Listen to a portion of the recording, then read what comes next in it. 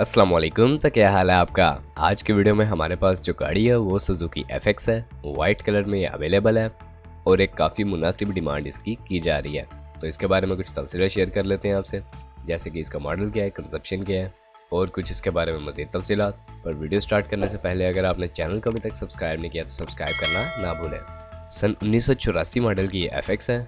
Consumption की बात कर ली जाए तो CNG पर ये चलाई जा रही है और इसके ऑनर के मुताबिक इसकी जो माइलेज अभी तक कंप्लीट हुई है वो 5555 किलोमीटर है, जो कि मानना मुश्किल है। मे भी इन्होंने इंजन चेंज करवाया हो इसका, जिसकी माइलेज ये यहाँ पर बताई जा रही है। बाकी इनके हिसाब से इंजन ठीक कंडीशन में है, कोई फॉल्ट नहीं है।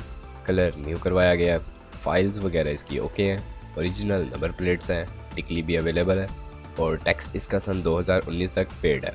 बाकी का आपको खुद से देखना पड़ेगा और CPLC इसका क्लियर है।